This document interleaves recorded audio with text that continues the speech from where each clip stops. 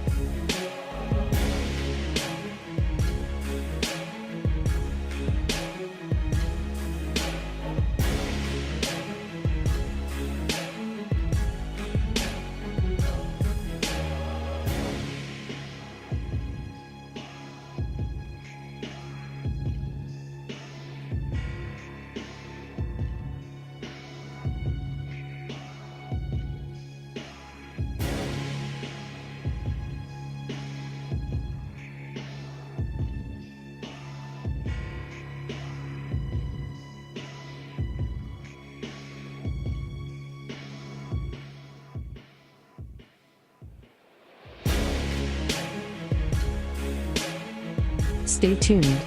Your program will begin shortly.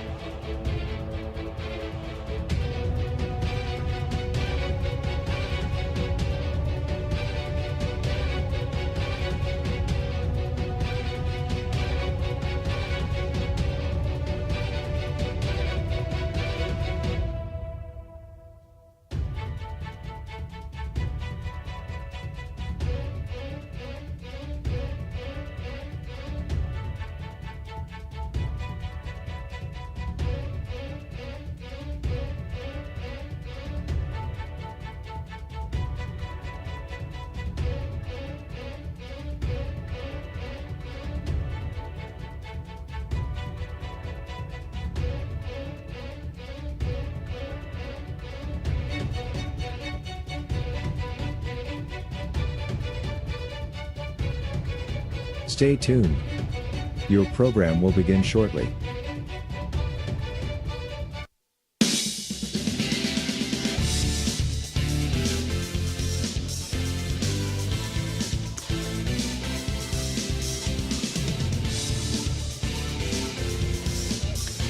Live from Roberta de França Field here in Weir High Stadium. Today's sectional final or potential final. Best out of three here. Weir High up 1-0. If they win, it's over. Oak Glen Golden Bears at Weir High. Weir High defeated Oak Glen the other day 8-2. They're in the driver's seat along with Phil Rujek, Dan Vogel. This is Jim DiCarlo.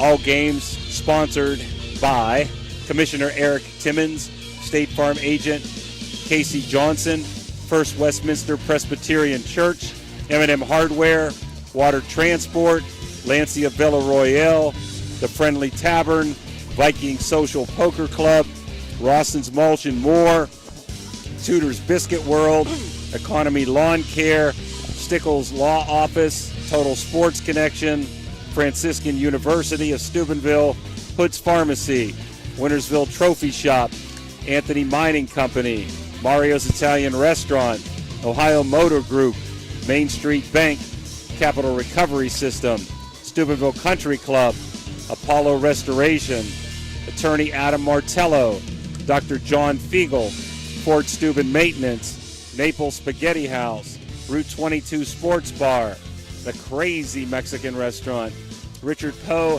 Financial Service, National Colloid Company, TS Electrics, Yetz Family Foundation, Josephine's Carryout, Hauser's Furniture, Trinity Health System, Steve's Fish and Chip, Marcino Enterprises, IBEW, Local 246, Best Western at Franciscan Square, Cedar One Realty, Edge Sports, The Electric O, Uncle Johnny Delivers, Barium and Chemicals, Corey Windjet, Baird Health Management, Signs Limited, Barrow Ford and Toyota, Toronto Lanes, The Rink at Franciscan Square, Valley Converting, The Village Sleep Center, Capital Home Health, Franco Carpelati, The Harp and Habit, Guida Law Offices, Summit Physical Therapy, The O, Patio and Pub, Eddie Gaughan out of Columbus. Again, welcome to Roberta DeFrancis, newly named stadium here. Beautiful AstroTurf field in Weirton, where Weir High, coming in at 19-9, is hosting Oak Glen 17-12. If Oak Glen, Phil, would win this game, there would be a rubber match back here on Monday, presumably at 5 o'clock. If Weir High wins, they would have a 9-day wait to play the regional, probably against Kaiser, who is the favorite to get out of that regional. Best 2 out of 3 starting here on that Monday, 9 days from today, and the winner of that would go to the state. Not an ideal circumstance to have to wait 9 days or even 7 days to play in a regional game. But, you know, Jimmy, with the way the weather is in April and May, you never know. You got to plan enough to be able to get the games in so you can do it. So that's kind of why they do that. What a beautiful facility here today, or here at Weir High School. They've done a great job here. You know, of course, the football stadium has been here for a few years now. The former softball field is now the baseball field. It's turf. It's fantastic. It's gorgeous. Softball field is here. It's gorgeous. And now you can see there's construction work going on for an auxiliary gym. They're really doing some fantastic things here. So many AstroTurf fields popping up. Just to name a few, Park has one, Harrison Central, Edison, Big Red. Oak Glen is supposedly getting one next year. Rumor has it Martins Ferry might be getting one also next year. Brook is in the works of getting AstroTurf, and it's kind of the way to go because some teams had a whole week off that were on dirt fields with that poor weather we had in early April, Phil. Well, the question, Jimmy, today, if this isn't turf, are we even playing this game? You're good point. Very good point. Because there was enough rain just to make it miserable. But we're able to get this in, and it is a beautiful facility. And if you're not able to get here, we're glad you're tuning in. Glad to be here. Glad to be with my good friend Jimmy DiCarlo. A long time. What a great guy. You talk about the softball guru of the Valley. Jimmy, you have to be the softball guru of the Valley. You've been around a long time, and you've done some great things in the world of softball. It just means I'm old, okay? It just means I'm old. Me too, since I've known you that many years. I guess. Sherry Garner out there with John Leary. Both have had good years. Neither team, Phil, has a senior. Unremarkable. Sherry's been to the state, I believe, the last 3 years. Haven't been able to win it, but they've been awfully close with the great pitching that they had, and they've lost some key players from last year, but they have a really good freshman hurler in Maddie Carney. Saw her pitch in the junior high. She's a real deal as a 9th grader, and Oak Glen's going to be good for years to come. And ditto for Weirton. They won the OVAC this year. I think Oak Glen has won that the last 3 or 4 years, too, by defeating Indian Creek 4-1. So congratulations to Weir High winning their OVAC. And it's been probably about 6-7 years since they've been downstate. So I'm sure they're hoping that this is the year they can punch their ticket to get down to, I presume it's Charleston again? I'm not sure. They used to do it in Parkersburg area, They Vienna. changed it to Charleston. But they changed it to Charleston, so I believe you're right. I think it is in Charleston again this year. Interestingly enough, this will be the last time that these two will meet in sectional play, at least for the next 4 years, as West Virginia's gone to the 4-class system, and Weir High will be 3A, Oak Glen will be 2A. Correct. Oak Glen, I talked to Sherry, see if I can remember. It's them, Wheeling Central, and Tyler, I believe, in the sectional next year. And for Brook, Weir High, and North Marion, they're in the AAA. It's a nice thing for the Bruins, who have been kind of stuck with Morgantown and John Marshall and Wheeling Park. So they're in with people their size a lot more now. And I like the fact that's the case. In Ohio, there is 7 divisions now next year for most of the sports. So it's going to be a real neat thing where probably you got to be the best of 10 to make it to a regional, where I know this year in the sectional district in Division II, one of the hardest in the state in the OHSAA, you have to be the best of 20. Wow. And it is really, really a hard section district, and a lot of disparity with the biggest schools and the other ones that are just barely making in the top classification. So Ohio's going from 4 to 7, at least in softball and baseball next year, volleyball also, and basketball, girls and boys. And West Virginia's going from 3 classifications to 4. How about Phil, even though he's announcing it, how about getting us the starting lineup? Brought to you today by the Crazy Mexican Restaurant. Okay, first for the Oak Glen Golden Bears, the Lady Bears, coached by Sherry Garner, 17-12 on the season thus far. Leading off at third base, number 12, Riley Bruce. Batting second, the pitcher, number 4, Maddie Carney, a freshman. Phil, I don't mean to interrupt you. We're going to have to take a break for the national anthem.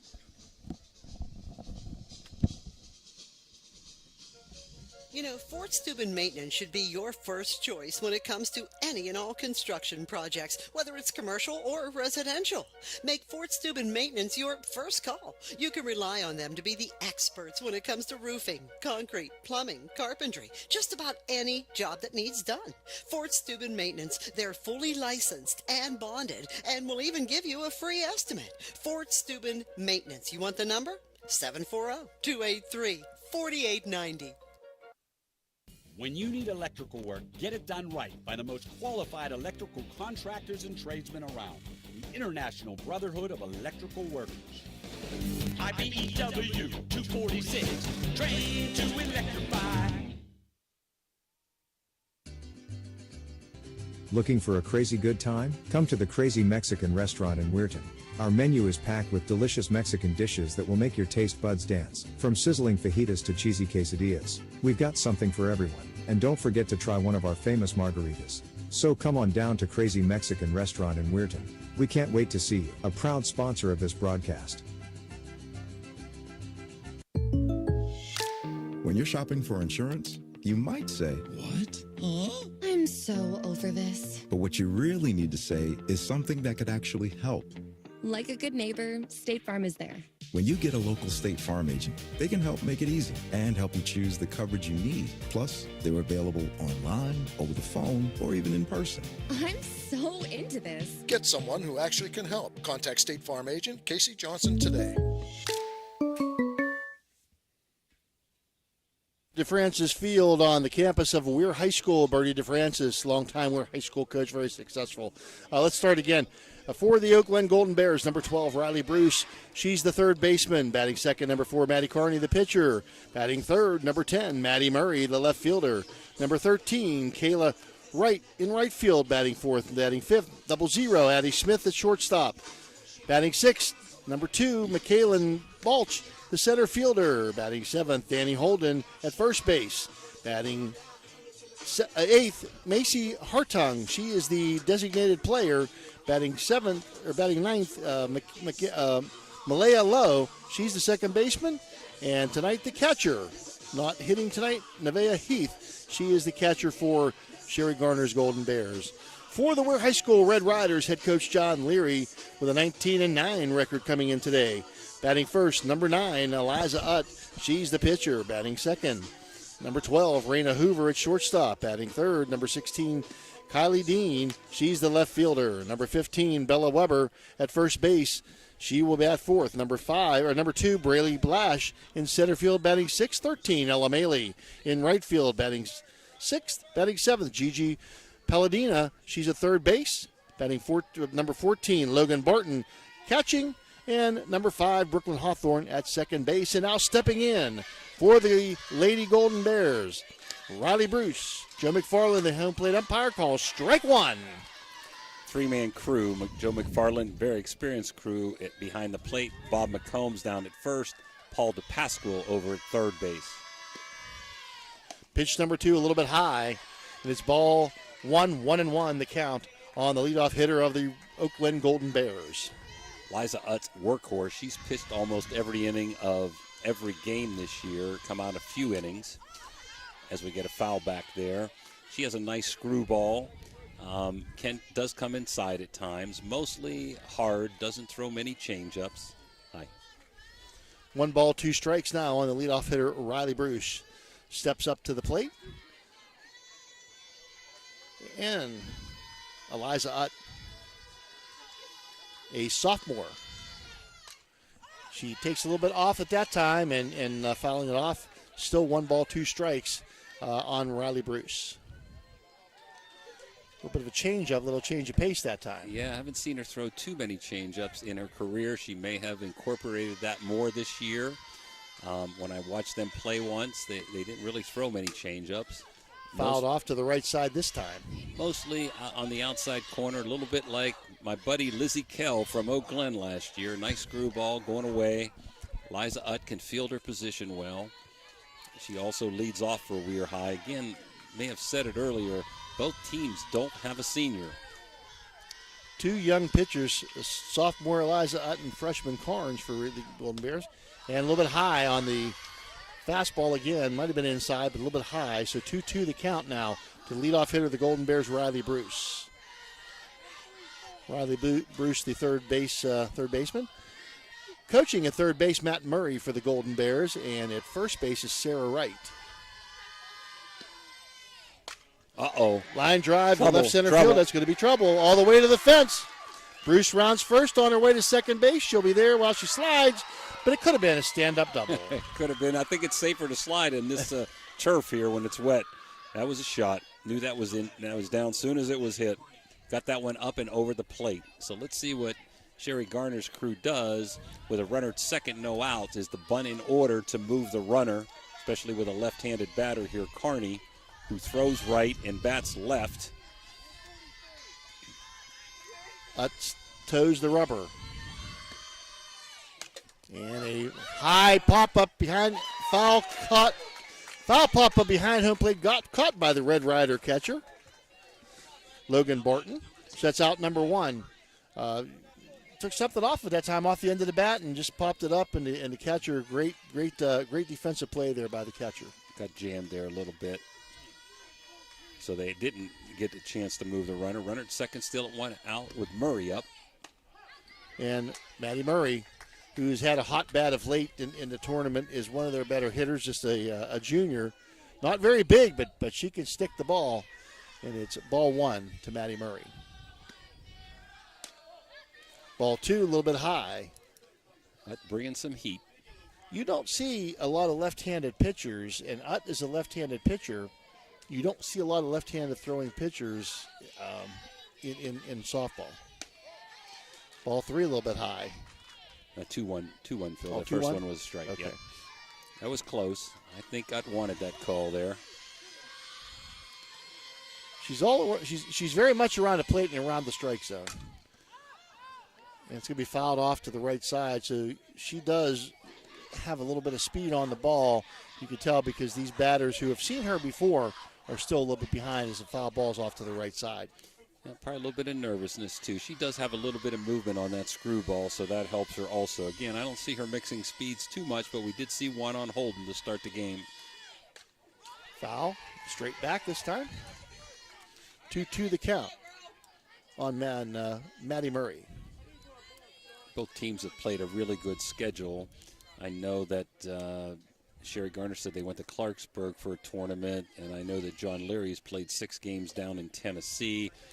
I know both teams have played the likes of Big Red and Edison and Indian Creek and some really, really good teams. So they're well tested for tournament time.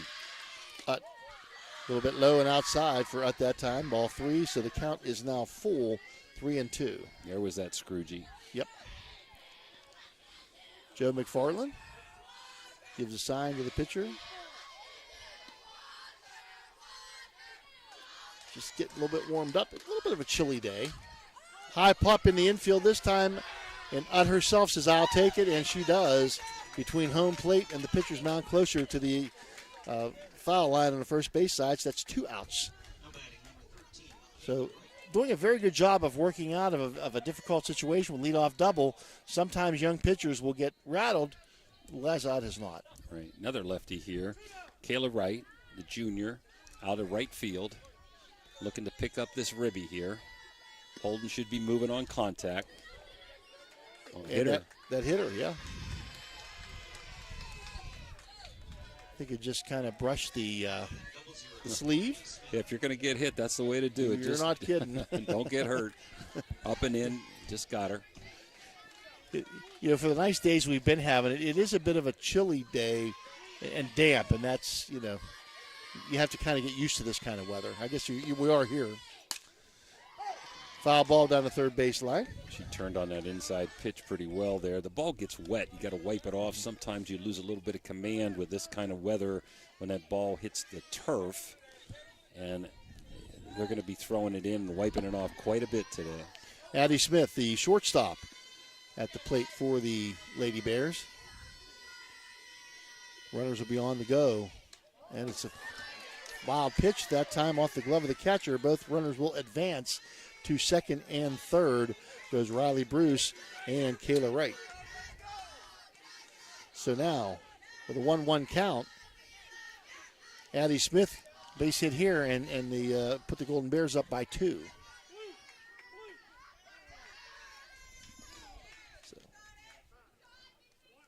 So they're going to walk. They're going to walk her, huh? Okay. Kayla Smith. Okay. Well, John Larry's been doing that recently. He did it, I believe, in the Big Red game, and it hurt him. He did it in the Indian Creek game, and it helped him.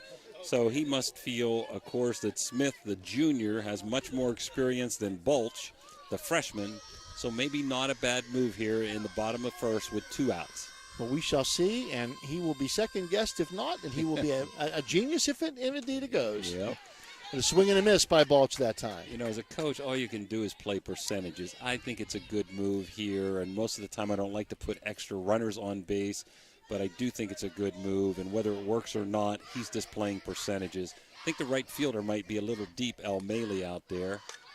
Bunting. But up in the air, right to the pitcher, and that does get out of it, so it is a good move by John Leary, and that will end the first inning. No runs, 1 hit, no errors, 3 left. The end of 1/2 inning of play. There is no score. Oakland 0, Weir 0. They're coming to bat. This broadcast is brought to you by Corey Winjet, financial advisor and a partner of the RWN Group at Baird, private wealth management located at 200 Stanton Boulevard, Suite 40, Steubenville. Call Corey Winjet at 740-2825024, a proud supporter of Ohio Valley student athletes and Ohio Valley Sports Online. WIDA Law Offices can ably represent your interests in real estate and business transactions, probate matters, and personal injury cases. Please visit WIDA Law Offices' website at guidalawfirm.com or call them at 304-748-1213. Everhart Bove Funeral Home, they believe you should take care of your loved ones while you still can. Pre-planning at Everhart Bove ensures that your family won't have to worry about the stress of final arrangements during this most difficult time. More importantly, they won't have to worry about how they'll pay for it. Visit Everhart Bove Funeral Home today and discover all the affordable options available. Everhart Bove Funeral Home, Wintersville, Richmond, and Burgolds. Ohio Valley Sports Online is your sports authority. Follow us on Facebook and subscribe to our YouTube channel. Live streaming high school and NCAA sports, plus weekly football coaches shows right here on Ohio Valley Sports Online. We're back here. First inning brought to you by Mario's Italian Restaurant. We've got Carney on the hill, the freshman, Maddie Carney. Looks very smooth to me. And leading off for Weir High is Eliza Utt. She can lay a bunt down. She is strong and she is fast. So a key person to keep off the base pads to start an inning. Well, oftentimes in baseball, your best player is your pitcher, also plays shortstop. Softball, that's not necessarily the case. In this case, Eliza Utt, the best player obviously on the team, is leading off as well as being the top pitcher on the Red Rider squad. Weir High has a lot of nice players, but Eliza is one of their top ones for sure. And she pops it up, going to be out of play to the third base side. Left-handed batter as well as a left-handed thrower is Eliza Utt. I think I said last inning that John had intentionally walked in the Indian Creek game. He did that in the Edison OVAC game, so correction there on that intentional walk. Carney is very smooth. I saw her pitch when she was like a sixth grader, and she has movement, she has mixing of speeds, and she has some velocity. She's going to be a really good one for Eau Glen. And that one right up the middle. Gets past the center fielder, threw it all the way to the fence, and that's on her way around second, on her way to third, and she will be there with a stand-up triple. Eliza, well, actually a single and probably a two-base error, yeah. But Eliza starts off big time for the Red Riders as they have a runner on third base and nobody out. Yeah, it was a hard-hit ball, went under the center fielder's glove, so got a couple extra bases there. Raina Hoover.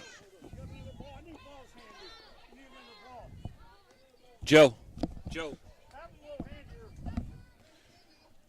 don't know how you get them, but there's one in this ball return here. There's looking for a ball, Joe. There's a couple here. Veteran umpire Joe McFarland has been doing this a long, long time, and he has been he's like a fine wine. He gets better with age. Raina Hoover had a big home run in that Indian Creek game to pole vault them to a 4-1 victory in the OVAC championship. She's been hitting really well toward the end of the year with power. That one a little bit high and outside. 1-1 strike now on Hoover. And Hoover, even a sacrifice fly here would do the job for the Red Riders. But I think John Lear are going to be looking for. There it is. And that's going to be. There you go. Speaking of power, long and gone over the left field fence for a 2-run homer for Raina Hoover. My, oh my, oh my. The Red Riders do have some offensive power in their lineup, and that just showed right there as Hoover got that pitch right where she wanted it, and right over the left field fence, the ball went, and that is a 2-0 lead now for the Red Riders here in the bottom of the first. So young teams, you still got to be concerned even at the end of the season, to keep them from getting too rattled here. Yep, Maddie Carney waiting for a ball. Joe didn't know she didn't have one. That was long gone. As soon as it was hit, we knew that was out. Kylie Dean, a 3-year starter. She was at first base the first 2 years. She's now in left field. And high and outside wild pitch doesn't mean much other than the fact that it's a ball. Ball one on Kylie Dean. Defensive setup for the Golden Bears. Left to right, the outfield, Murray, Balch, and Wright. Third to first, third base, Bruce, shortstop, Smith, low at second, Holden at first, Carney, the pitcher, and Heath, the catcher. Swing and a miss there and a strike. Now 1-1 strike. Good movement there. Good curveball there by Maddie. A little bit low and inside. And Maddie, you're right, she's very, very smooth, very, very, very fluid on the mound. She's got nice long levers and good fluency, like you said. Ball fouled out behind the home plate. 2 balls, 2 strikes now. Joe Apperfine, the third base coach for the Red Riders, and Jenna Wilson, the first base coach. Joe instructing Dean. The pitch, and down to third base. Third baseman up with it and across the field. Third baseman Bruce, the first baseman Holden. That's out number 1 in the first inning. Hard hit ball, nice play by third baseman Bruce, who is a junior. And here's an unsung hero. She had the big hit, I believe, the other day in the Oak Glen game to put them ahead in the 5th inning. Only a freshman. I've seen her play for a few years. Bella Weber batting 4th. Bella, the first baseman of the Red Riders, left-handed batter as well on the outside corner. Strike one on Bella Weber. First inning sponsored to you by Mario's Italian Restaurant. Outside and low, ball 1-1. 2-0 your score. The Red Riders lead on a Raina Hoover 2-run home run in the first inning. Foul back out of play. And the fans are going up. Dive! Weber got jammed on that pitch. So 1 ball, 2 strikes, the Weir High student section. Braving the weather today here, rooting on the Lady Riders. 1 ball, 2 strikes on Bella. Low and outside, 2-2 now. Good eye by Bella Weber. Looks like they want to try to stay away from her. Keep the ball to the outside if possible. They've worked a little in and out, but mostly away, like you said. 2-2 count, 1 out, 2-0. Weir High. And chop to third. Bruce once again with it across to Holden, and Weber is out number 2. What you want to do if you're Oak Glen here is limit the damage, stay in the game, keep it close. Weir High definitely a slight favorite with experience. Last year, I'm sure I'm going to miss somebody, but Oak Glen lost 4 terrific players, and I know they had probably had 6 seniors, and the 4 I can think of is my buddy Lizzie Kell, the Brown twins, and Munoz, who is the third baseman. And Braley Lash now, the center fielder for the Red Riders, fouls that one off to the right side over the dugout on the right-hand side, the Golden Bear dugout. Brady Lash, of course, the granddaughter of longtime Brook basketball coach Dave Ryder. Another pop out of play it's going to be. And Joe McFarland says, got to get me another softball. Brady Lash, I was here that day. Brady Lash scored the winning run on a walk from second base to defeat Wheeling Park in the bottom of the 8th, 6-5. Wow. As the pitcher turned her back, and the tying run scored, and she got the winning run as she gets plunked there on a one-hopper that bangs off her leg. She was slapping up there, showing bunt, pulling back, and hitting. You don't want to put her on base because she can fly. And that looked like it got away from Carney. And one of the coaches coming out and exchanging towels, Matt Murray coming out to exchange towels, that looked like it slipped out of her hand there. That one just kind of rolled it in like a bowling ball. I'm telling you, the weather plays a difference here, and you got to make sure those balls are wiped off on every pitch. Hard enough to get your spins and stuff. When the ball's wet, it's almost impossible. El Maley up. Lash looking to... Ella Maley? Right fielder looking for a delayed steal there. She's off the base. If that catcher throws behind, she's going to go to second. I don't think she will throw behind. She's going, though. And the pitchers thought it was coming back to her, and she got a glove on it, and Lash is going to steal the base uncontested as the ball just lands behind the pitcher. So Braley Lash now at second base. And Ella Maley with an RBI opportunity here, 1-1 the count. Ball 2. Maddie Carney having trouble with the slickness of those balls. They're oily to start with, brand new balls. Now you get them wet, it makes it tough. Foul. Back to the backstop. 2 balls, 2 strikes. Maley, the daughter of Brian Maley, who I had the pleasure of coaching as a freshman in basketball many, many, many, many, many years ago. Joe McFarland getting his exercise over here. It was back when Joe McFarland had hair.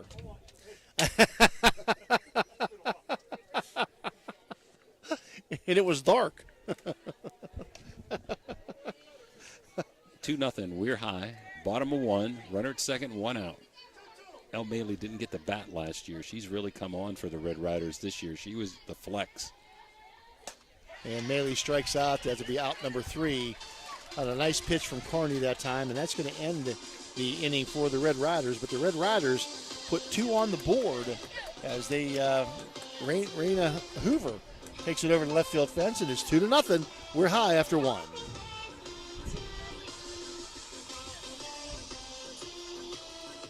Attention sports fans, are you looking for the ultimate game day experience? Look no further than the O Patio and Pub on Lane, your go-to spot for pregame excitement, located just a 5-minute walk from the iconic OSU football stadium and the Schottenstein Center. We are proud supporters of all Ohio Valley sports teams. Join us for the largest pregame parties for football, basketball, and concerts. Indulge in Columbus's best wood-fired pizza and marinated, baked, then deep-fried wings with all your favorite sauces. Our rich history in Ohio State's campus and culture spans 30 years, with a deep-rooted love for home reflected in our logo, featuring the Star of Steubenville. So whether you're visiting family, catching up with friends, or headed to an event around OSU, make your... Back here, inning number 2, 2-0 We're high. Second inning brought to you by Corey Winjet from Bear Wealth Management. And Danny Holden will lead off, the number 7 hitter to first baseman, and she That's knocks trouble. it into the gap and over the right hand. Oh, that's over the fence. Wow. I didn't think it was going to take off that I didn't much. either. This is supposed to be heavy air when it's raining like this, but we've now seen 2, and that was opposite field. That's a nice poke there by Danny Hoover, or Holden.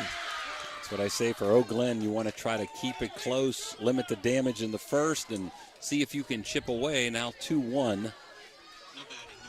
By the way, Bella Weber's birthday. We want to wish her a happy birthday, as they just announced. And now up to bat, number 8 hitter Macy Hartung will be at the plate. Macy, the designated player, she's batting for the flex player, which is Nevaeh Heath, the catcher. So Hartung is like a designated hitter in baseball. Ball 1 a little bit low from Utt. Lettered last year as a freshman. So Utt toes the rubber. And ground ball to third base. Cross to first. And that's 1 out now, recorded by the Red Riders. Third baseman Palladina to first baseman Bella Weber. Now the number 9 hitter for the Golden Bears, Malaya Lowe, the second baseman. Sarah Wright reminding her to, hey, keep the bat back. Keep the bat back. Only a freshman. Good experience for somebody like this. Playing in these big games going to help you down the road. Ball 1 a little bit high to Lowe. The ball was high to Lowe. Isn't that something? There you go. That one high as well. Lowe looks at 2 pitches from Utt. 2-0 the count now on the number 9 hitter of the Golden Bears. Getting encouragement from Sarah Wright. And that could be trouble. Short right field. Nope. Right there is the right fielder for the Red Riders. And she'll make the catch, Elameli. That's 1 out now for the Lady Bears. And now the top of the order back up Riley Bruce, who led off the game with a double in the left center field gap. And she'll try to do the same thing to get the rally started one more time here. 2-1 the score. The Red Riders lead the Golden Bears. One good thing for Glen, they haven't struck out yet. All 9 hitters, there's a walk there, but all 9 hitters and 8 hitters in a walk have made contact. And that is ball 1. Strike 1, called. That one a little high. Ball 1, so 1-1. Strike 1 called. And 2 outs. Bottom of 2. 2-1. Red Riders. And all the runs courtesy of home runs. Ball 3 low. So 3 balls, 1 strike now. 2-1, I think. 2-1. I don't know. Sometimes you're late with that. 2-1. A little bit high. That's ball 3. Get a little bit ahead of myself. I'm certainly not a soothsayer. I did not predict that. So timeout. The catcher wants to have a little conversation with the pitcher. So out to the mound goes Logan Barton to talk to Eliza Utt.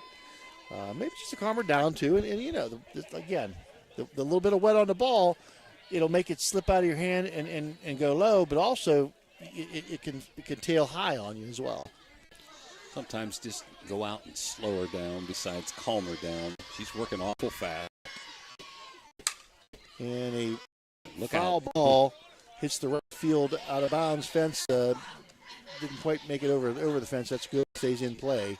My buddy Jenna Wilson, a Brook grad, throwing the new ball in. Get rid of this ball because it's wet. That's what I would do. Mm-hmm. Full count. You don't want ball 4 slipping out. No.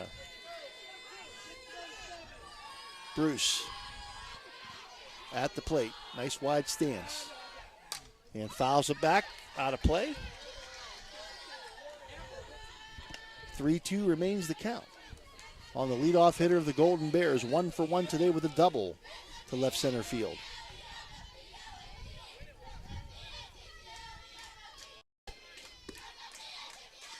And she gets a bat on it.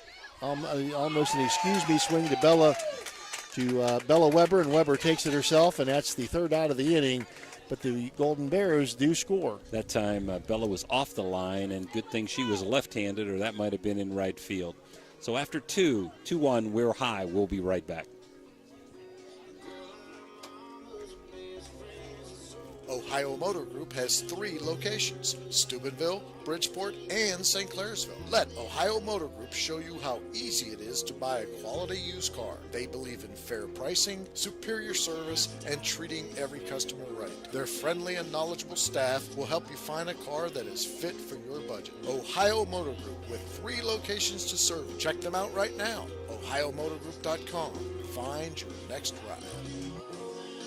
Are you looking for personalized care to help you recover from an injury or surgery? Look no further than Summit Physical Therapy. With a focus on individualized treatment and compassionate care, our team is dedicated to helping you achieve your recovery goals. Whether you're seeking relief from For the Red Riders, the third baseman, the 7-hitter Gigi Palladina, will lead off against Kearney. 2-1 your score. The Red Riders with the lead over the Golden Bears. High and over the to the backstop it goes. Ball 1. Palladina did not play the last 2 years, I believe. Came back out for softball. Has done a nice job at third base for Weir High. Third inning brought to you by Crazy Mexican Restaurant. Well, we'll see if it's a crazy inning, Jimmy. That one low. Ball 2. Oh, something. Scoreboard looks like it. It doesn't like the rain and cold either. Palladina. Low again. Inside, Palladina dances out of the way of the ball. 3 balls, no strikes. Tough sometimes. Pitchers just aren't used to pitching with experience. There's a girl that played for my travel team many moons ago named Lex Farrar. Her dad would warm her up when he knew rain was coming, dipping the ball in a bucket of water and making her throw a pitch in warm-ups. And that one down the pipe for a strike, 3-1. You know, the other part of this, too, is if the ball gets wet enough, you know, it gets a little bit heavier. It's a different weight as well. So that's got to factor in as well, Jimmy. Two good pitcher pitches. Called strike 2. It's a good take there. 3-1. You don't want to be swinging at that pitch. Good pitcher pitch right on the knees, right on the inside corner. Full count on Palladina, the leadoff hitter this inning. And she'll ground the ball slowly to third base. Across the way to Holden goes the third baseman, Bruce, and that's out number 1 in the bottom of the second inning here for the Red Riders. Bruce did a good job cutting that off. If it gets to shortstop, Palladina, who can really run, I think beats that out. They lost a great catcher, Joe Apperfine's daughter, who's playing up at West Liberty. They're lucky to have Logan Barton this year as a freshman. Has done a good job behind home plate for them. Logan takes ball 1, low and inside. The number 8 hitter for the Red Riders. And yeah, it seems like both these teams, Jimmy, all the way from top to bottom, they got some people who can stroke the ball. Haven't seen much, but teams like this, they can really hit the ball. And Weir High, and that ball's too wet for Maddie. I think you have to mix speeds a bit more here. You know, like they've got good bat speed, pitching machine, strong, well coached. Joe Apperfine does a good job with hitting, John Leary. So I'd like to see mixing of speeds. Now there was a curveball that really broke. I could see it from here. She had a big smile on her face. She swung in and missed at that one. 2 balls, 1 strike now. And now he chopper to second base. Over to first. So that's the second baseman Lowe over to Holden. Out number 2 for the Golden Bears against the Red Riders here in the bottom of the second. That'll bring up Brooklyn Hawthorne. Brooklyn, the second baseman, a sophomore for the Weir High School Red Riders. John Leary, longtime coach. Yeah. Brooklyn started last year. She had a medical issue and missed probably about the first 10 games this year. Now back playing second base on a daily basis, and I'm glad to see she's healthy again. A little bit high and outside. Ball 1 to Brooklyn. 2 outs, bottom of the second inning. Red Riders with a 2-1 win, or 2-1 lead. Yeah, I think this game's going to be different than 2-1 before it ends, Phil. I would say you're probably right. But you never know. It's a funny game, isn't it? It certainly is. Baseball, softball, it is a funny game. High pop-up. There is their room. Looks like there might be, and there is, but they can't get to it. Is 3 of Hawthorne. 2 balls, 1 strike. And Maddie Carnes throws it back in so they can dry the ball off. It's a fresh softball. She has to dry it off as well. We're here in the bottom of the second. Weir High scored 2 in the first. Glen got 1 back in the second as she fouls it away. 2-2 now the count.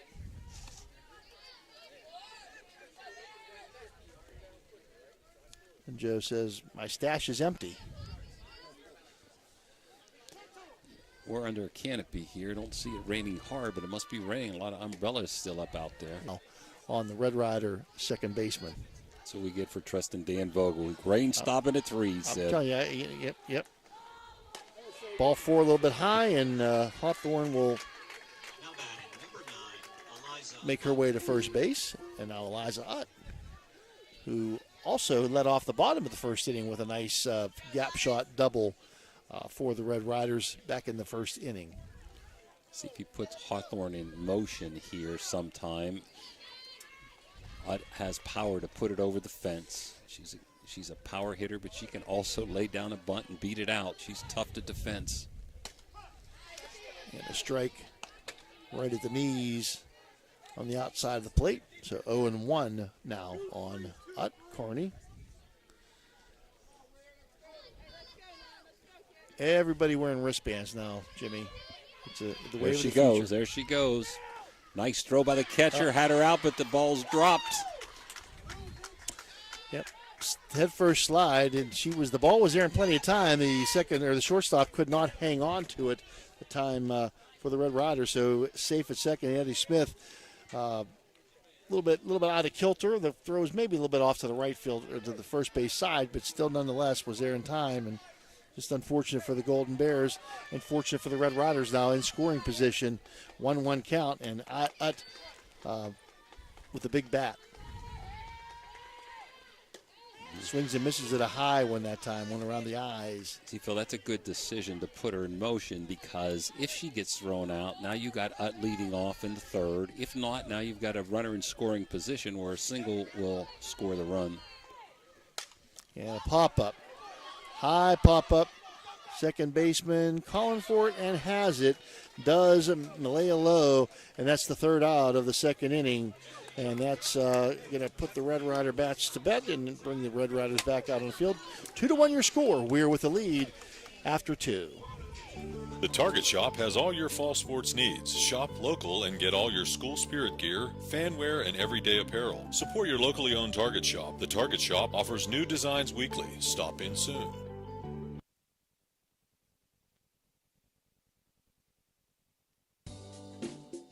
Are you looking for a quick and satisfying breakfast or lunch option? Look no further than Tudor's Biscuit World in Weirton. Our friendly staff is always ready to serve you with a smile. And our menu is packed with delicious options that are sure to satisfy any craving.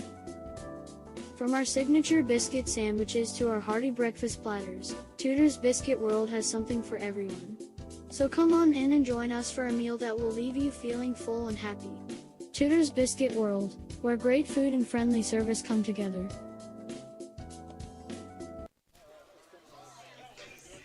We're back here, top of 3, 2-1 Weir High. Third inning brought to you by Water Transport's buddy Mike Keister.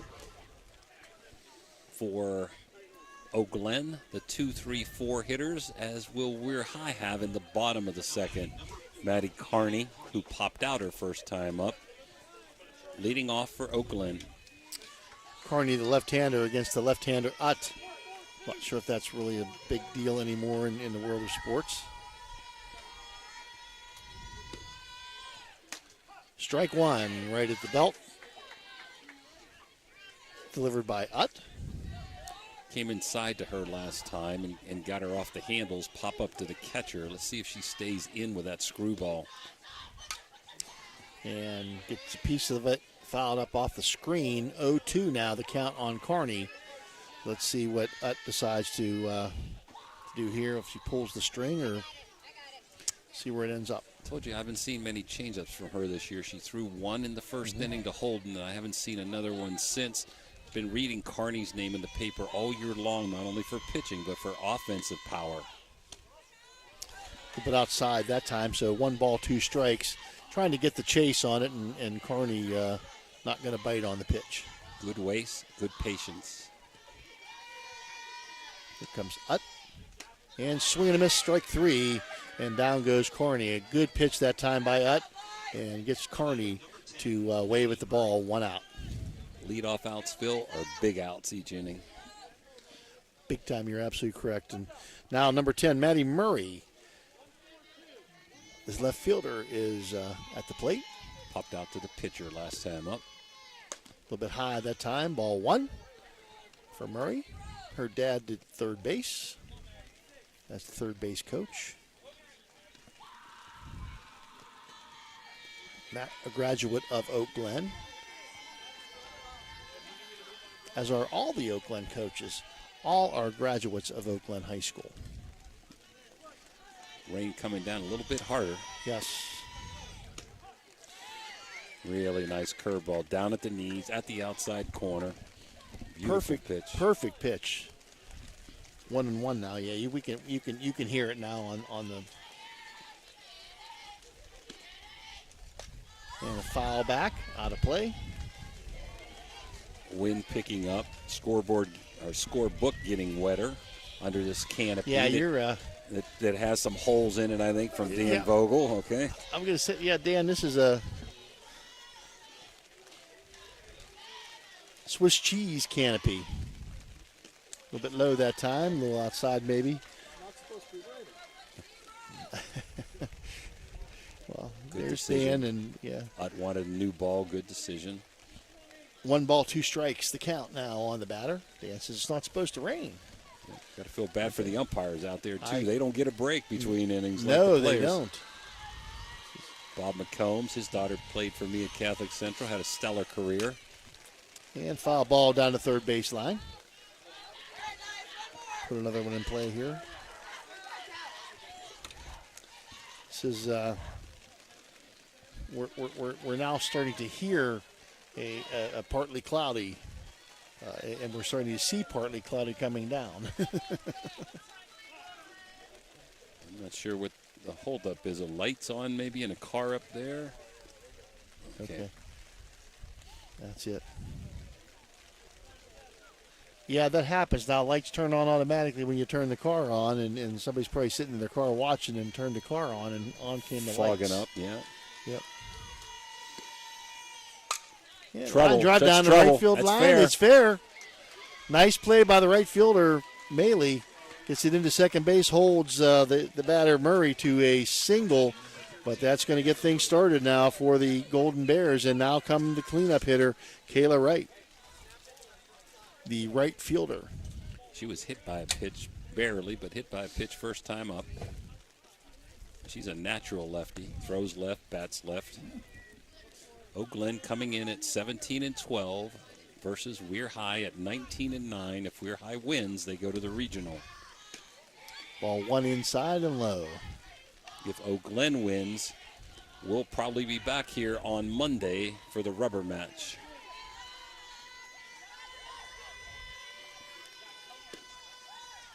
A little bit high that time. 2-0 on the batter right. And where else could she play but right field? You got it all today, huh? This is a big out here because good hitter coming up next, too.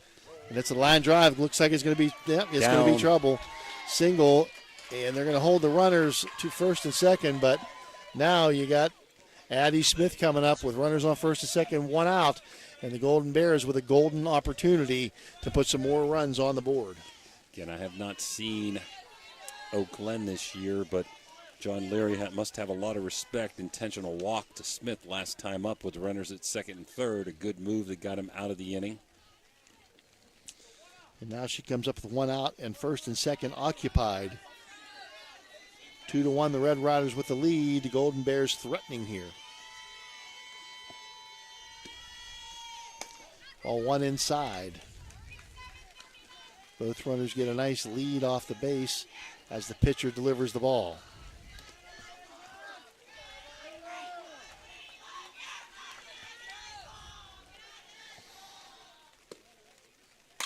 Wow. Line drive, foul down the left field line. If that was fair, that'd have been trouble, but that one just a little bit too much in front of that one.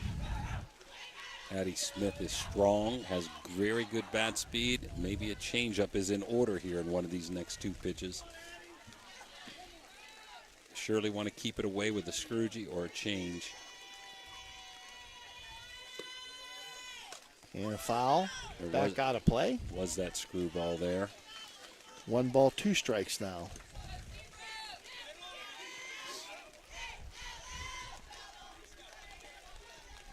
Back into the batter's box comes Smith. And right, or Utt. Trouble. Drive, and that's in the right center, or right to field by the center fielder. They're going to send the runner. Oh, here she comes on, and they cut it off. No, they cut the ball. The pitcher cut it, and I think they had her out. Lash had a great throw, but I didn't know and cut it. So that ties the game. That would have been a bang banger at home plate. I think you're right, Jimmy. I think they might have had it, but communication lacking there. And I don't know. Maybe the rain. Hard to tell. Yeah, the rule there would be let it go unless you hear the word cut, but easier said than done. Line drive, third base. Third baseman playing way in, looking for a bunt maybe. Playing way in, right smack in the middle of the home plate and third base, and that line drive headed down third base line was foul. Yeah, that was definitely over Palladina's head, but foul ball would have scored a run at least on that one. She's back in normal position just about that. She creeps now up they close. bunt. Now they Beautiful bunt. Beautiful bunt. Going to be trouble. It is trouble. Bases loaded. Base hit. And that is a base hit. And they were looking for it the first time, and then the second time when she did not quite be in the same place. So good job by the coach. They had her up, and she's swinging. They moved her back, and she's bunting. Dan, do we have any other towels over there at all? So the Red Riders with a little, Joe Aperfine going to make his way out to the mound. They're going to have a little powwow on the mound and discuss some of what's happening here. Matt Murray comes in to talk to the batter. That's Danny Holden, who put the first run on the board for the Golden Bears with a line drive home run over the right field fence. Now, I know this isn't quite as long as because of the layout of the land as you might want it, but it's still a little poke out there to right field. Oh, yeah. Probably 200 most of the way around. So Joe Aperfine says his piece. The Red Rider infield discussing things and with the pitcher, and Joe McFarland says, hey, we got to get rolling here, folks. We got to get rolling. I'll see it's tied up, and Weir High very capable of putting runs up as they scored 8 in the 5th inning against Weirton last game. I think I'd play it similar to what he's doing. Give the shortstop an opportunity, play in at the corners for a play at the plate, let my second baseman play back to get an out so they don't get a big inning. Outfield deep in right field, straight away pretty much, and average depth in center and left. Now this is a big batter for the Red Riders and the Golden Bears. Right now with the bases loaded in a 2-2 game, one out. Ball one. little bit low and inside. You know, the Red Riders have won the 3 games this year against the Golden Bears. It's tough to beat somebody twice, let alone 4 times in 1 year. So big rival too, Phil. Absolutely, and they know each other well. Both are great coaches, great coaching. Ball too high from Ut that time as the rain continues to come down and infringe upon our space. We may have to move our table back between innings a little bit.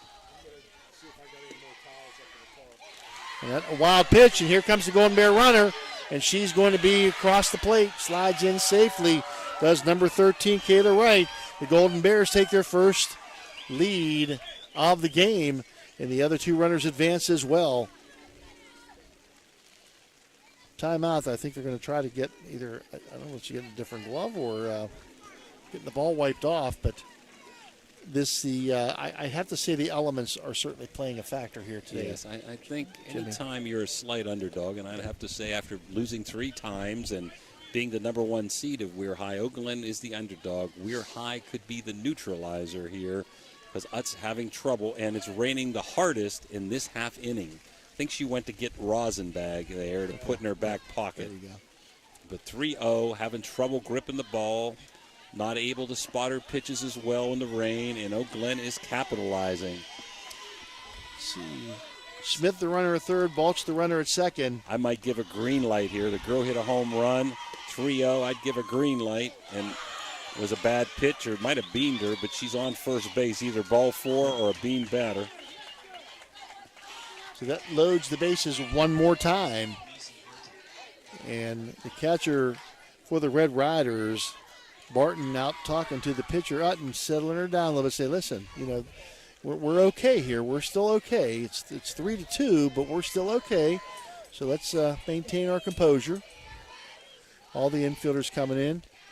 Again, this is where you can't let them have a 6-run inning. You can give them another run or 2. We can score runs in this weather, this rain. I'm not sure I have to have my infield in here even at second base. On the corners, I'm good. To the pitcher, I'm good. But, you know, I wouldn't. You got your infield in, your outfield's deep. A little dinker's going to score 2. Nothing wrong with having them in, but you don't want to give them a big inning. And don't be afraid to give up a run here because you're going to score more as we go. Designated player Hartung, Macy Hartung at the plate. Strike 1. No balls, 1 strike on the batter. Bases loaded for the Golden Bears. Ut delivers the pitch. Lays off, does Hartung. 1 ball, 1 strike. In this inning, we've had 4 singles and a walk so far. Well, plus wild pitch. Foul ball back against the backstop.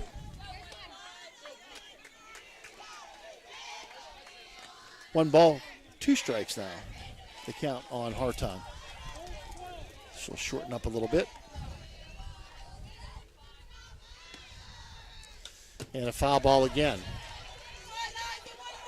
Just getting enough of it to foul it off, and you know, hopefully she'll get enough bat on the next one to get it out and play somewhere. Yeah, I like you want to put it in play. I'd be choking up a little bit more, protecting that outside corner. She's not really choking up. Look for the Scroogey maybe. High. Ball 2. 2 balls, 2 strikes. You know, you want to put the ball in play here too, Jimmy, because it's just as difficult for the fielders to grasp and throw the ball as it is for the pitcher. So. Yep. The other thing we don't talk about is the stride there. It's a little wet when you're striding out there and slipping a little on the mound area. When the turf gets wet, it's tough. Yeah. Foul ball again, 2-2 for Hartung. But I can answer your question. If this wasn't turf, we wouldn't be playing today right now. No, you're absolutely right. If it was not turf, I agree with you, Jimmy. It has made a difference. Boy, ball 3. Good at bat. Not chasing that little Scroogey outside. Ut mad at herself out there, trying to get her composure. She's a bulldog.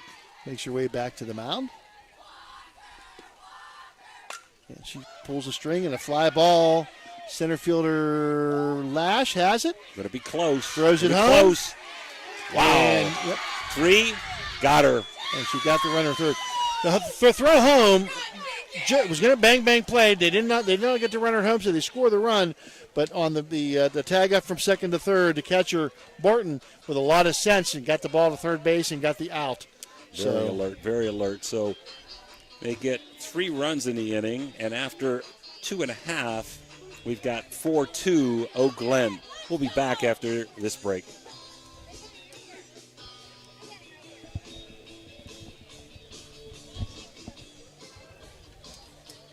When you're having people over or you're just hungry and you don't want to leave the house, call Uncle Johnny. Locally owned and operated, Uncle Johnny has been delivering food on both sides of the river for over 15 years. Uncle Johnny was the area's first online third-party restaurant delivery service. Capri, Ruby's Pizza, Sesame Grill are a few of the options for you. View a menu from all participating restaurants and place an online order at UncleJohnny's.com. Try it tonight. Uncle Johnny delivers right to your door.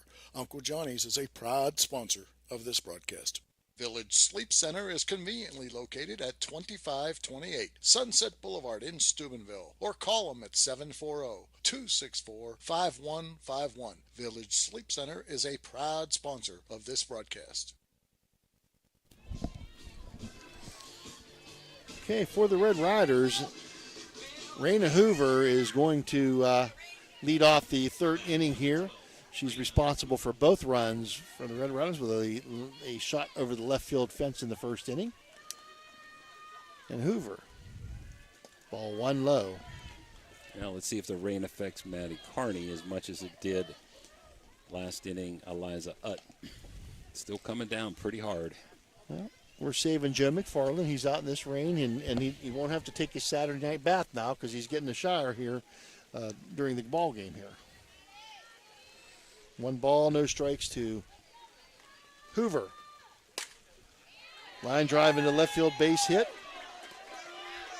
And it's going to get to the fence, and she's going to be into second, sliding in for a double. I didn't see that. You didn't see it be a single in an error. A single in error that time. But nonetheless, into second base is Hoover. So Red Riders get their leadoff batter on. That was a shot there, boy. I'm telling you. Her brother, who is a recent graduate of Weir High School, is umpiring, trying to get into Major League umpiring. He's working in Florida, in doing some minor league ball and doing some college ball. What a great family Raina comes from. Sister graduated last year, played center field. That's where Braley Lash is. Give Braley Lash a shout out. She had 2 really nice throws to home plate. One might have got an out, was cut off. The other one was bang, bang, and it ended up helping them get an out at third base. Strong arm, nice running catch to end that inning. 4-2 Oak Glen as we go here into the bottom of the third. Leadoff double, so Weir High back in business. Kylie Dean at the plate, 1-1 the count here in the bottom of the third inning. Ball 2, that's a little bit low. Hoover getting a nice lead off the second base bag. Second baseman Lowe sneaks over to try to shorten that lead just a little bit. Really nice block there by Nevaeh Heath, stopping Hoover from going to third base. Those little things are sometimes really not looked upon, but so important. Weir High now chattering in the dugout. Ball high and outside that time. And this has a makings with this rain continuing to be a 10-9 ball game. 3 balls, 1 strike now on Dean. Ball delivered, pulls a string, ball 4. A little bit too high. And now the Red Riders in business. Runners on first and second. And Bella Weber coming to the plate. Webb, another hard-hitting batter for these young Red Riders that they're just going to get better and better and better as time goes on. Both of these teams, it's going to be, it's almost fitting that they're not going to have to play each other in the sectional, even though there'll be competition. But maybe they both can make it to the state tournament in the future. Yeah, Weir High's had 3 really, really good years. Okay, and they haven't been able to get out of the section because of the good team and the great pitching of Oak Glen. That's what makes it tough. Matt Murray out with some instruction for Carney, Matty Carney. Thank Dan Vogel for getting us a clean, dry towel. You know what? He is just top of the line here, and ball one on Bella. Both pitchers really down with this weather, saying, man, I'm having a hard time putting where I want it. A little bit low, 2-0 now. Yeah, you can tell this is I know both these pitchers are really good. I've not seen either team, but, you follow the newspaper, you know how good these two pitchers are, and they are both struggling in these conditions. Ball, that one almost... not even close. Yeah, never get off the ground. And you can see Matty Carney's getting a little bit frustrated with the way it's with this situation, and you don't blame him. Both these pitchers getting frustrated. Yeah. Well, the ball's wet. It's oily. Your hand's wet. Your plant foot is sliding. Strike one. Outside corner, right at the knees. 3 balls, 1 strike.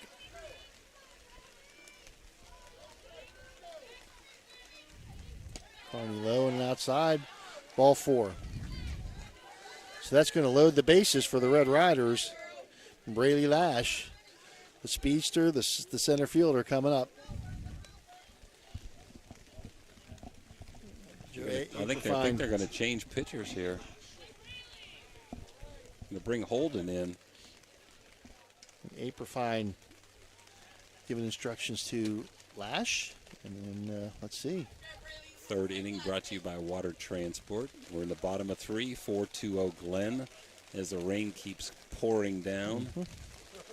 I just can't understand why. I know the state wants you to, but you have a whole week to get a couple games in next week. And 9 days before the regional, and even the regional's best out of 3, Monday, Tuesday, Wednesday. You got a whole week to finish that. Why even play today, although it is bad weather next week, a lot of rain, Phil? I know. Every day it looked like it was, chance of showers, so why they have that space in there, but it looks like Bruce looks like she's going to the outfield. Let's see where Carney, how they rearrange. Bruce, third baseman, to the outfield. Maybe Carney's going to third base. I don't see her out there yet. I don't either. Looks like the other part of this is you're out here. They're out in the rain. It's cold. It's damp. It's it's miserable.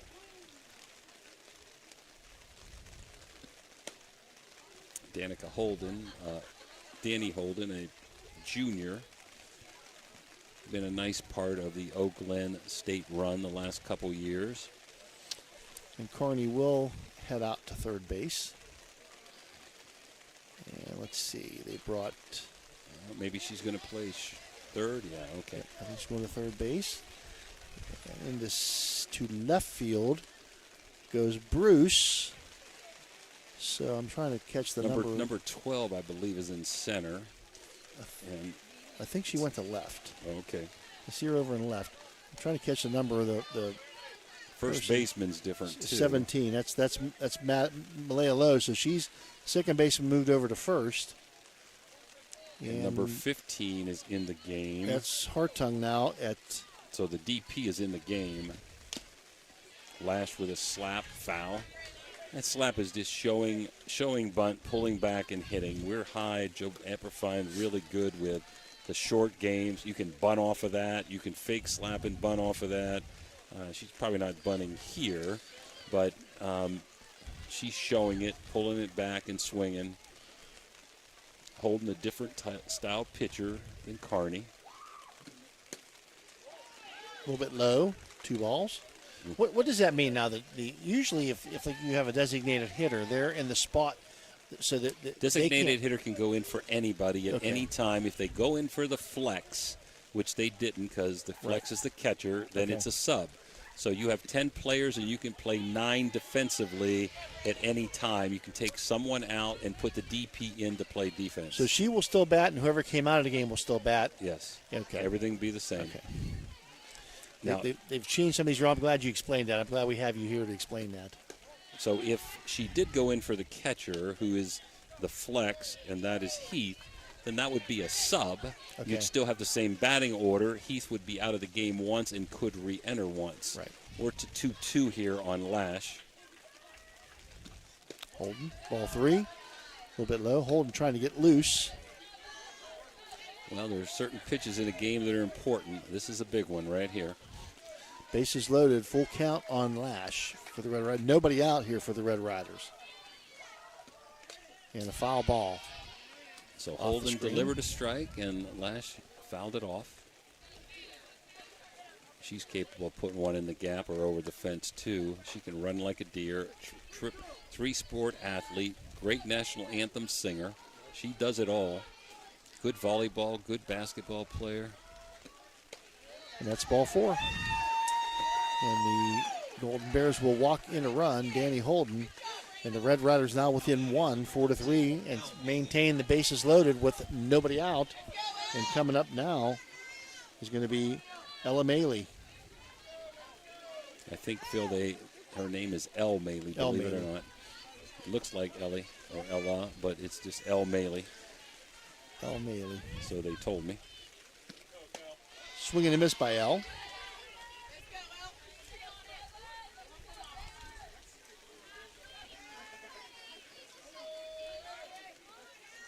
Oh, 1. Holden. Uh-oh. Line drive. And if it's cut off by the center fielder, kicked a little bit. They're going to get 2 out of this. Good job getting the ball to the right base, through it to third base to keep the runners there. But the Red Riders plate 2 more on the single by Elle Maley. That was a shot. Well, and again, you talk about fundamentals, different things. The center fielder took the ball, threw it to third base, didn't try to throw it to home, hit the base she was supposed to hit, and kept the Red Rider runner at second base. So that might, Yes, look at Hawthorne as a possible bunter here. Get good speed on the bases. She's a good bunter. Number 9. I got to move him up if I'm Joe down at third base here. Let's see what happens. Well, it's Paladine here. Oh, I'm sorry. Yeah. I was thinking it was Hawthorne. Okay. Yeah. They look a little bit alike. Paladina, Gigi is at the plate now, the third baseman. Or third base woman. Yeah. 1 ball now. I didn't recognize her from last year because she didn't play. I'm not sure what kind of bunter she is. A little bit low ball 2. But it doesn't matter if you can't throw strikes, and it's just awfully tough in this weather. Yep. And that makes the game very difficult. Ball 3, low again. And you can see Holden shaking her head. The frustration in the pitchers right now is sky high. Huh? Extremely obvious and sky high. 3-0 the count. Strike that time. So 3 balls, 1 strike. Holden able to get the ball over. Getting encouragement from the dugout.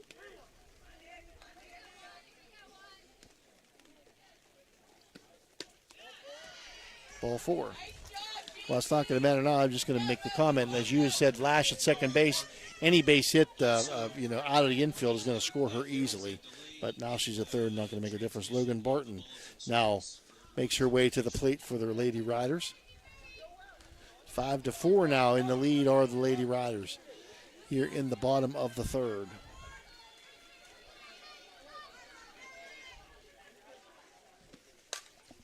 Fouled off. Back out of play by Logan. Barton. Japer finds in, you're dipping a little bit. Keep everything level. Keep everything level. 0-1 the count.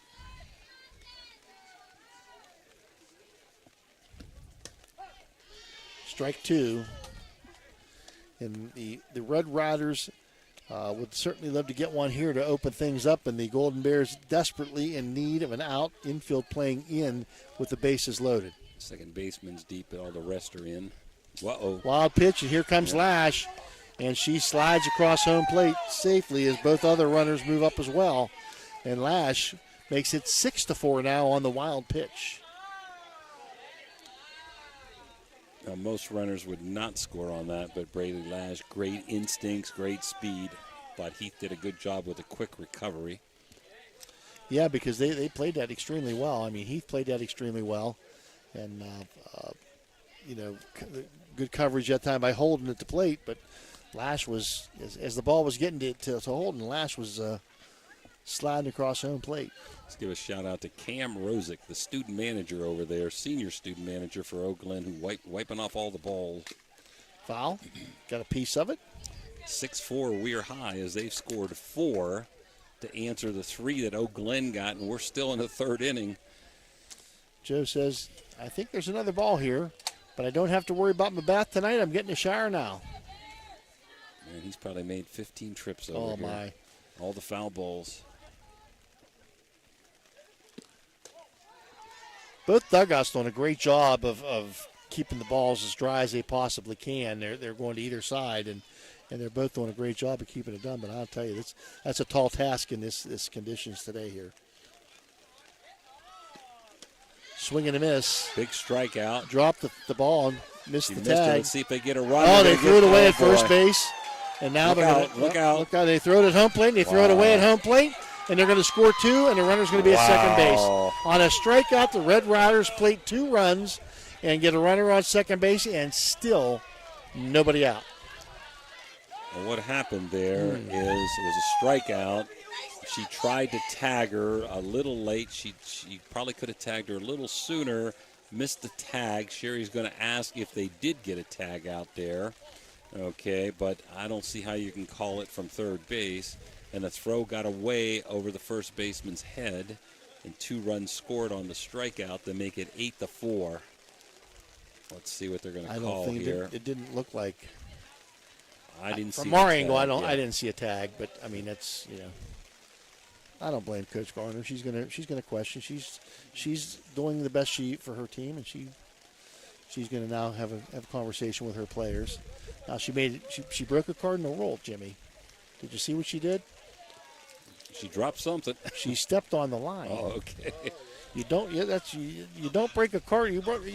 How many times you've been out to the pitcher's mound? Have you ever stepped on the line? Yeah, I do. Okay. I'm superstitious, but that's not one of them. Okay.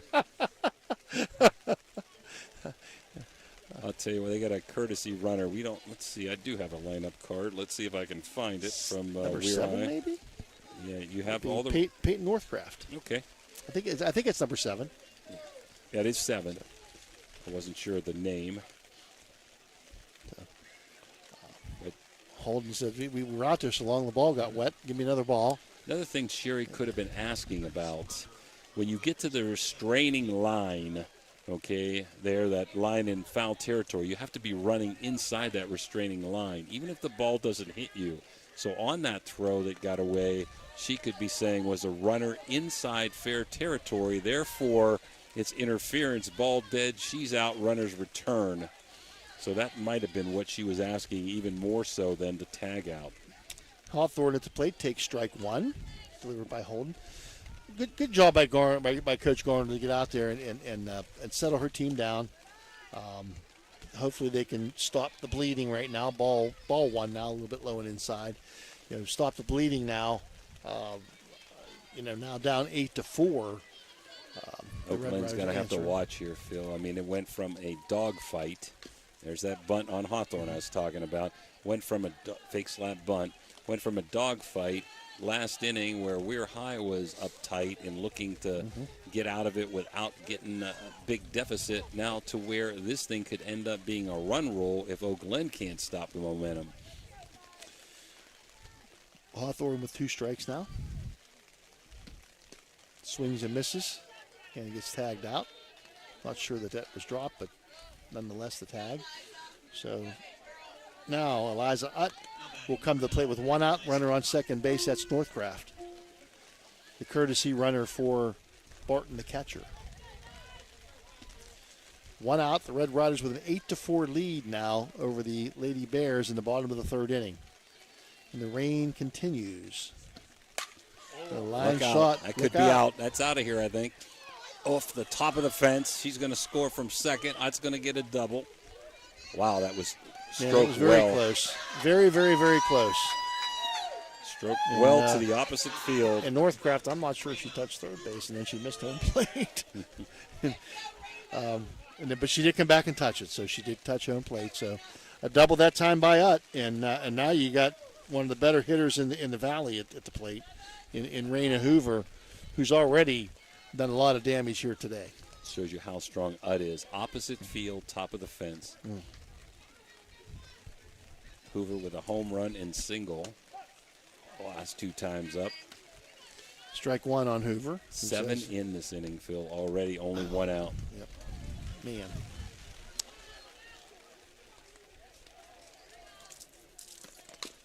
Foul ball off her foot. Goes out to the pitcher, but it's a foul ball. So 0-2 now on Hoover. That just shows how explosive this Red Rider team is. You can get them down, and they can at any moment. 7 runs now this inning, very easily put runs on the board. Well, I wasn't here the other day when it was nice out. The 2-0 Oak Glen bottom of 5, and they put up an 8 spot. So yes, down 5 is Oak Glen. Can't give many more here. Ball 1, low and inside to Hoover. So 1 ball, 2 strikes now. Runner on second base is Utt. You can courtesy run for the pitcher too, but she's such an athlete. You just leave her out there and let her go. And she will steal base. They will suicide squeeze, which is pretty dangerous, and she's basically their pitcher. And they have her on third, and I've seen them bunt and have her come into home plate. A little twisted ankle could cost the season. That's another ball. Looks like the ball got away a little bit from Holden. Now the pitcher for the Golden Bears. 2 balls, 2 strikes now on Hoover. Bottom of the third here. 9-4. The Red Riders have opened things up a little bit. Ball 3. After 0-2, Hoover has worked the count now to 3 balls, 2 strikes. Like they're really trying to stay in tight on her, not let her get extension, which is probably a good move. She turns on it and fouls it to third base, toward the third base, and make sure everybody's okay. I think went into the dugout. Somebody might got a hit in the dugout there because Joe asked them if they were okay. Jenna Wilson laughing. It might be John Leary. Joe Aberfine's laughing. and John, like us, doesn't move quite like he did maybe 10 years ago or even a year ago. And ball 4 now. There's a wild pitch, and too. Going to third base is Hoover. Look out for Hoover here. Look out. Hoover's playing games. You can't She's stop. in between first and second. I would. And she's just dancing her way, and she's going to dance her way right to second base. And Holden was not going to throw that ball because as soon as she did, you know what was going to happen. Utt was going to score. So now you've got Kylie Dean, again, only 1 out in the inning. I might have thrown it. If I'm almost willing to give a run for an out. I'm not so sure they're going to hold Utt there, and it may be a 4 more runs not getting that out. Strike 1 there to Dean. I think you might be right, Jimmy. At this point in time, outs are so precious right now. Especially with the rain. Yep. Shortstop in a position between the bases, second baseman, first baseman back, and there's that run I'm talking about. Yep. Center field, the ball is caught, and both runners are going to tag up. So out to deep center, the center fielder had to go on the run away from the infield, and scoring is Utt, and moving on to third is Hoover. So Dean with an RBI sacrifice fly. Now an 8-run inning, 10-4. We're high. We're only in the third.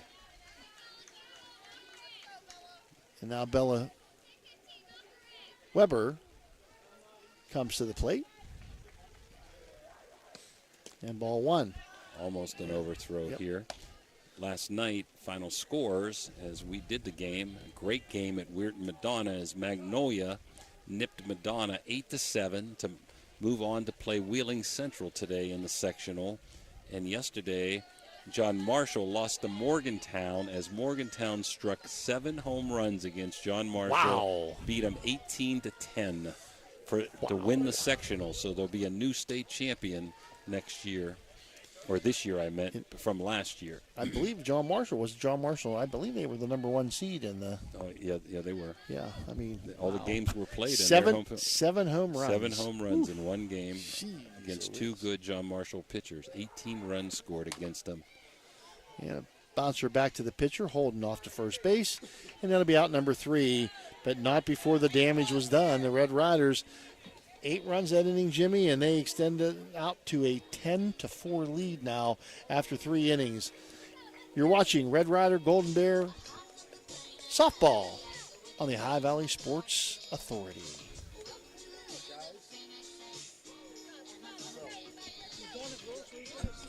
What do you need? Yeah, 8-7 to Magnolia. So it was a good game, I heard. Yeah, we did it. I wasn't there. We did it. We're going to keep it here. We got Joe McFarland. Joe, they're going to have to put some new turf in. You've kind of worn a path from behind the catcher over here to get the balls.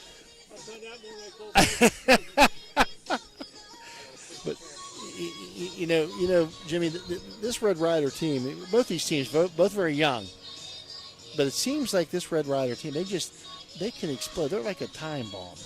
You don't know when they're going to go off, but they could go off at any minute, and they just showed, They have really good experience here. I know they got a couple new players, third baseman Palladina and the catcher Barton, but Weber and Utt, I've seen them since about 6th grade coming through the ranks along with Hawthorne, and you knew they were going to be 3 great players. Hoover's a 3-year starter. Dean's a 3-year starter.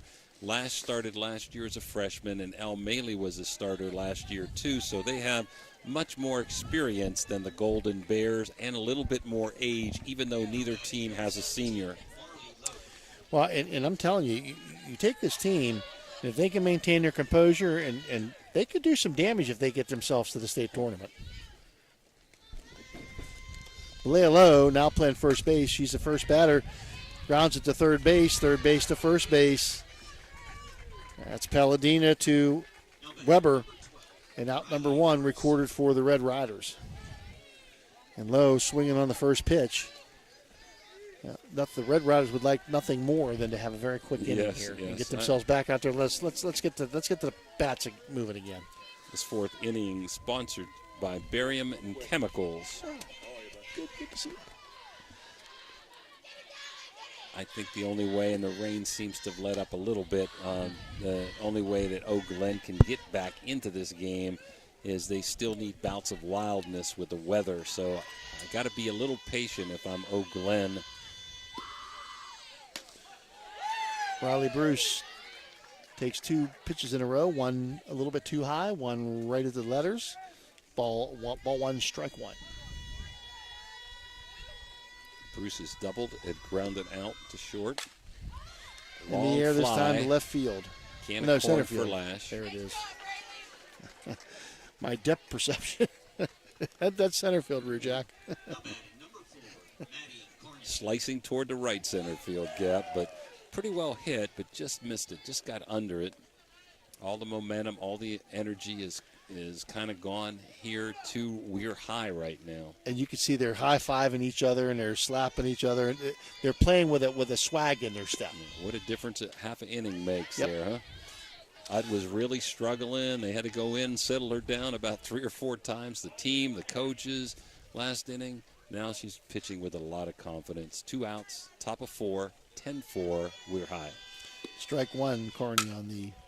And down the first base line is going to get into the right fielder. Now they're going to good job by the right fielder out there to hold that to a single right down the first base line, and diving attempt by the first baseman Weber, but she could not get to it. And a great job out there by Maley to keep that to a single.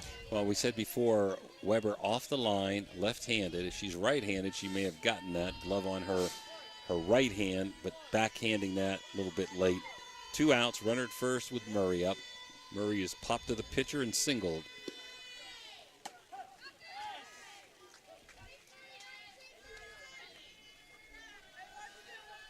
Kearney might have been able to make it. In a closer game, you might take that chance, but down 6 runs, you don't want to take those bats out of your hand. High that time again to Murray, especially Murray. Murray's been a hot batter for him. So 3-4-5 here. Maybe they can get a run or two and just creep back in. You can't get all 6 at once. The problem is they're going to have a hard time holding down Weir High. Weir High has really stroked the ball well today. Another high pitch, 2 balls, 1 strike to Murray. Foul ball back against the screen. It looks like Utt now is getting into a rhythm. She's given up 6 hits already. And let's take a look here. Even though it's been raining, she has walked 2 and beaten 1, which isn't too bad considering the rain. She didn't seem to be in a rhythm. And now she seems like she's getting into some kind of rhythm even with the rain. Foul ball again, 2-2 the count on Murray. But the rain is more of a drizzle, a little lighter than we saw last inning when she pitched. And that's being helpful to her. It's almost like the sky wants to brighten up, but just can't get the clouds out of here. Look out. Line drive to right center. That's going to drop, and the runner's going to round second and come to third. Kearney back into the shortstop comes the throw and to the pitcher, and now she'll get it out of bounds. And first and third for the Golden Bears with 2 outs. And coming to the plate now for the Golden Bears, Kayla Wright. She had a single last inning and scored. We're only in the top of 4. Most softball games end in about an hour 20 to an hour and a half max. This one's got eyes of over 2 hours. Well, where would we rather be? On a Saturday, right? Ball 1. We might miss the Kentucky Derby, though, because it doesn't take long for that thing to go off. All the hype, and it's 2 minutes, you're done. So ball 1 now to Kayla Wright. I want to congratulate your school. We're at Madonna on a fine season, 17 wins. Congratulations to the Blue Dawns. Still second. That time does Murray. So second and third now. And the Red Riders had a play on. The pitcher cut the ball off on the throw. So the runner went into second uncontested. But Maddie Kearney, smart not to get off the bag too far. Swing and a miss. Glen needs a hit here desperately to try to stay in this game. Kayla Wright, the left-handed hitting right fielder for the Golden Bears. 2 balls, 1 strike. A little bit high, 3 balls, 1 strike. In danger of loading the bases here. And one of the better hitters, Addie Smith, the shortstop, up next, got an intentional walk and an RBI single. So this is kind of a big pitch here. You don't want to walk if you're Eliza Utt. Yeah. Right field, and dancing around is Maley, and she'll make the catch and end the inning. And the Red Riders go unscathed here in the top of the 4th. Your score, Weir 10, Oak Glen 4, as we enter the bottom of the 4th inning here on the Ohio Valley Sports Authority.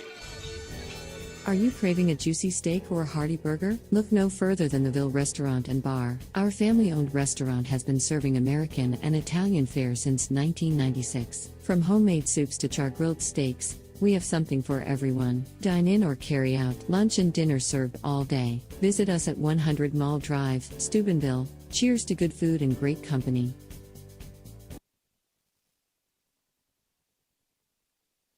The crew at Ohio Valley Sports Online appreciates our sponsors like the Target Shop. The Target Shop has all your fall sports gear. Shop local and get all your school spirit gear, fan wear, and everyday apparel. Support your locally owned shop. The Target Shop offers new designs weekly. Stop in soon.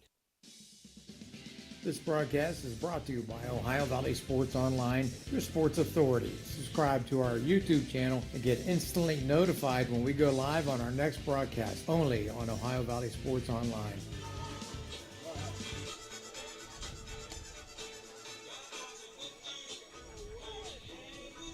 And we're back here, bottom of 4, 10-4, Weir High, as Braley Lash will lead off. And we've got Maddie Carney back in the hill here, huh? Carney coming back to pitch again, and so I guess rain has subsided pretty much, so they must feel comfortable with her coming back to pitch with the rain stopping. What a wonderful, how valuable it is to have two people that you can throw out there on the mound. I think they have 3. I was watching earlier when they were warming up. They had 3 pitchers warming up. So how nice it is to have confidence you can pitch either one of those people at any time. Yes, absolutely. Lash, we'll start it off here for the Red Riders in the bottom of the 4th inning. She got hit by a pitch first time up and walked her second time up and scored a run. She'll shows bunt, pulls it back and fouls it off. Strike 1.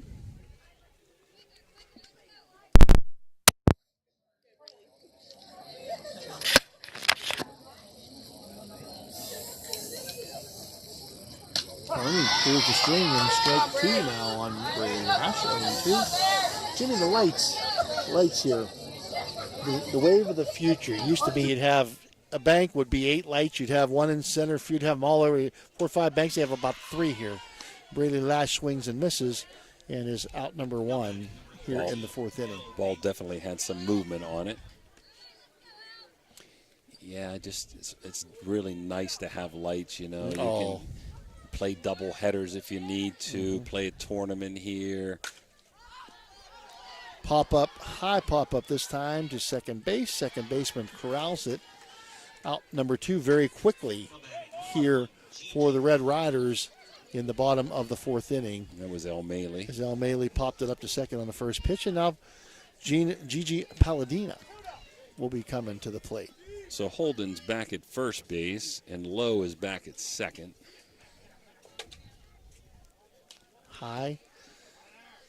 Yeah, there's a lot of things with a DP flex. So the flex cannot bat fill for anybody else or run than the DP. So they're offensively, you can't have them both in the game at the same time. However, the DP can go play defense for anyone at any time without even being a sub, except for the flex. Even though she can play defense for the flex, it would be considered as a sub.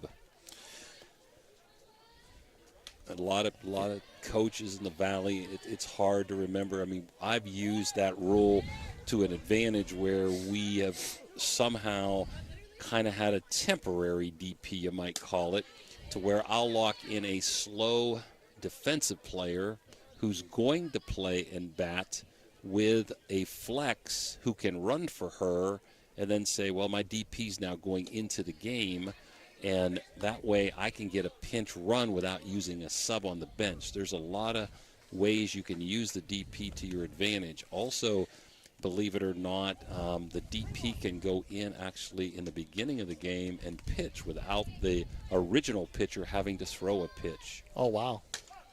Well, it makes it difficult. You better know what you're doing, or you could really get some things screwed up, or you could be at a very big disadvantage. Now, if you list a pitcher, let's see what we got here. A hard shot under the legs. That's going to be a little trouble all the way to the wall. It's going to be at least 2 for Palladina. It's going to be 3. It's going to be 3. It's going to be close. Oh, it's going to be close. We get her? No. Let's first. see. Got her. He's out. Joe Bapperfine doesn't believe it down there. But Joe McFarland says, good night, Irene. You're out of there. So after 3, a good inning for Eau Glen. 10-4, Weir High. We'll be back. Looking for the perfect spot to catch the game? Head on over to Route 22 Sports Bar in Weirton. We're not just a sports bar. We're the benchmark for sports bars in the Ohio Valley and Pittsburgh area. Savor our perfectly cooked bison burgers, fresh salads, and more. Wash it all down with a delicious beverage of your choice. Route 22 Sports Bar, where good food meets great sports. Find us at 3073 Springs Drive, Weirton. Route 22 Sports Bar, your game day destination. The meaning of cleaning, there's one name you gotta know. Apollo Pro Cleaning.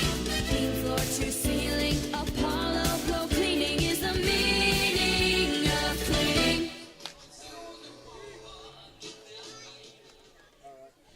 We're back 10-4, talking about that DP flex scenario. If a pitcher is listed, Phil, in the first inning and you courtesy run for her in the top of the first inning, she must go out and, believe it or not, just throw one pitch. So you could list somebody as a pitcher. She gets on, you can run for her, have her go out and throw one pitch and put another pitcher right in. Sometimes it's worth that. Wow. Smith, the number 5 hitter.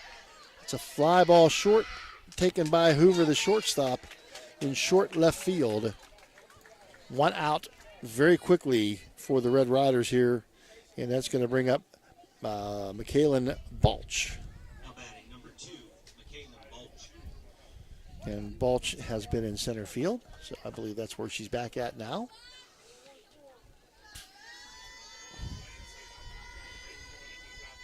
Just a freshman. Strike one to Michaelin.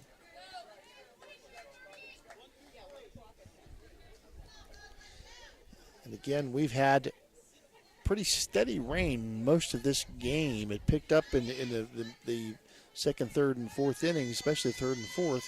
But it seems like now it's kind of melted away. Believe it or not, Weir High has been out-hit 8-5. Oak Glen has got 8 hits to 5, but in the third inning when they scored all those runs, 8 runs, they had 4 walks that inning that really helped them out. And a strikeout where we got a runner all the way to second base on an overthrow. 1 ball, 2 strikes now to Balch. 1 out here in the top of the 5th inning. Ball 2 now. 10-4 your score. The Red Riders with the lead. Looking to put the Golden Bears away here today to move on to the regional. Line drive back to the pitcher. Knocks it down and throws to first for the out. Make sure she's okay. That was a shot. They need to check her out. She's tough. I thought it hit her wrist area, but it must have been her ribs. Yeah, that was a nice line shot right straight back, and I think it got her pretty square, and she seems holding to be in a little bit area, yeah. Seems to be in some agony here. So we get the trainer out, Joe Apperfine out. That would not be good for the Red Riders. Oh, I'm going to be 99% sure. Eliza Udd, as tough as she is, she's going to bounce back and be in there pitching any minute here. See if it was her hand, her rib, her wrist, maybe all of it. Looks like the hip area. Who is there? Who would be their second pitcher? Kylie Dean would be, I believe. She's pitched a wee little bit down in Tennessee. Eliza Utt pitched most of the year, both ends of double headers, and you can do that. Yeah, you're right. She's tough as nails. So she says, "Coach, I'm okay," and we can let her throw a few pitches, I'm sure.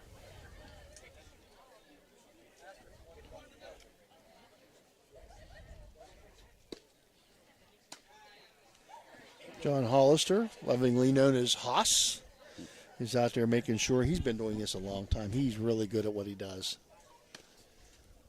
That was his dad, right? The official for many moons, right? John, yep, was his dad. Lived 3 doors down from me for 40 years.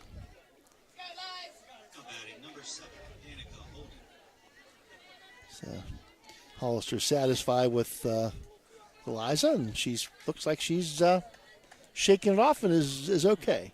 Glad to say the rain, I think, has stopped for good, I hope. I hope. Holden in, perfect day, home run, and a walk. Holden the batter now, Danny Holden. And she hits it between the first and second baseman into right field for a base hit. First pitch. And Danny Holden going to reach first base. That'll bring up Macy Hartung. Macy's grounded to third and flied to center. Let's see if Utt loses any velocity with that rib injury. You know, that's anywhere in that rib or leg area is difficult. That's her for plant pitchers. foot. Yeah, they're going to pinch run. This is not a courtesy runner, but a pinch runner, and we don't know who that is with her coat on. We don't have a number, so we apologize for that. Looks like she has a boo-boo. Her wrist is taped. Ball 1 to Hartung. You know, I basically pitched to my teams, but, you know, being a pitcher in batting practice, when you got one little thing wrong, it's tough to get good command, and you lose velocity and you lose spin. Weber doing all she can, running to the fence on that foul ball that gets out of play. So 2 outs. We're top of 5. This inning brought to you by Guida Law Offices. 10-4, your score. The Red Riders with the lead. Golden Bears here in the top of the 5th, 1-1. 1-1, the count on Macy Hartung. Runner on first. She's gone. She's running. Shot up the middle. Hoover there. Hits her foot with a bag. Bad break for Oak Glen. Because the runner was stealing, Hoover was cheating towards short. Dove, caught the ball, and stepped on the base with her bag to beat the pinch runner. And the Golden Bear coaching staff does not agree, but doesn't matter what they think. It matters what Paul DePasquale saw, and he saw that the foot on the bag, and the runner's out, and we are going to the bottom of the 5th, 10-4 your score. The Red Riders with the lead. You're listening to regional or sectional softball on the High Valley Sports Authority.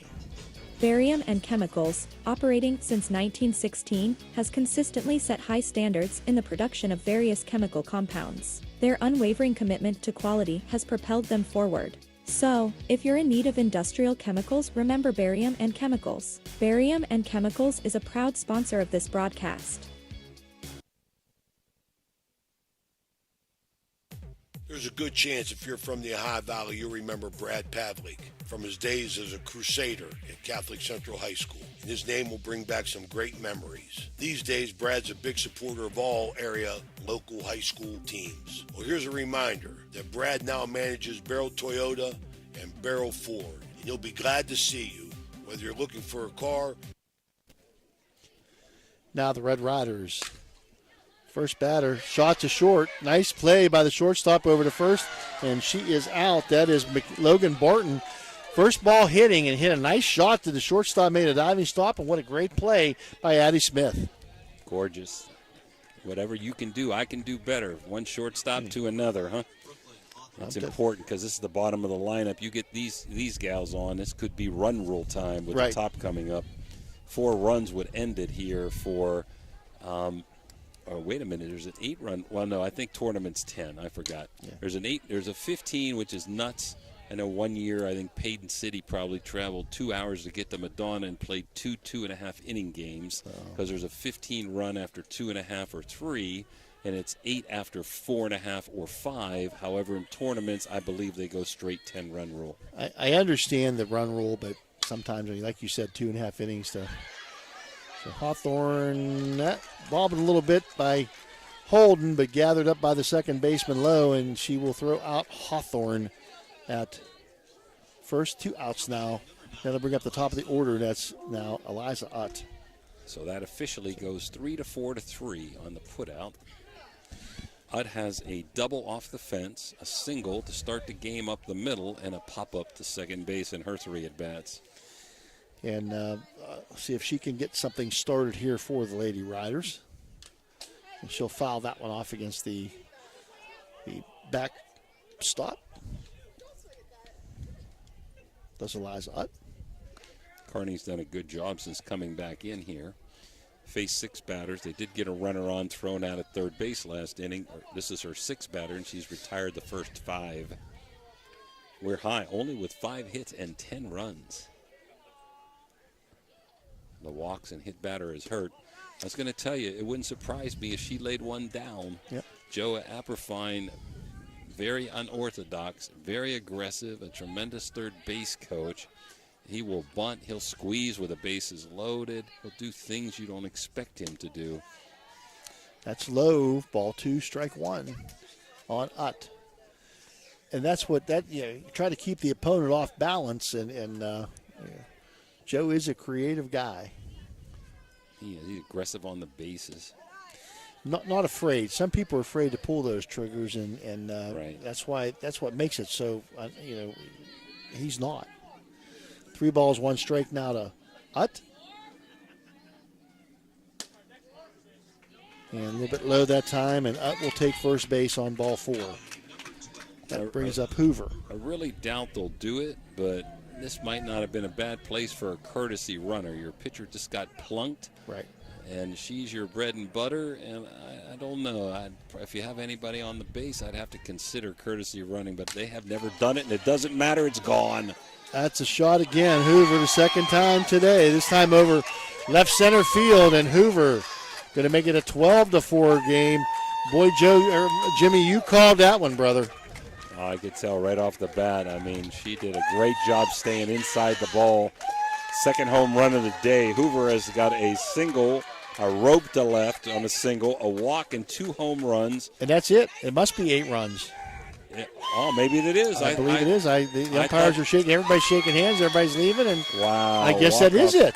Well, Sherry Garner, I thought, told me a year ago that it was a 10-run rule. I don't know if they switched it back to 8 runs. That's kind of weird. So it is, and it's crazy, Jimmy. All these rules they're hard to keep up with. I know Ohio's been straight 10 runs after 4.5 or 5. So we're going to take a break, see what Dan wants to do, come back, maybe give a wrap-up here and talk a little bit about what's going on. When you're shopping for insurance, you might say, "What? Huh? I'm so over this." But what you really need to say is something that could actually help. Like a good neighbor, State Farm is there. When you get a local State Farm agent, they can help make it easy and help you choose the coverage you need. Plus, they're available online, over the phone, or even in person. I'm so into this. Get someone who actually can help. Contact State Farm agent Casey Johnson today. This game is brought to you by Express Wash Touchless Car Wash on Sunset and Express Care Car Wash in Wintersville. They're open 24 hours a day, 7 days a week. Whatever your schedule, you can be sure to get your vehicle clean at either of these 2 convenient locations. Car cleaning made easy. Express Wash and Express Care Car Wash is a proud sponsor of this broadcast.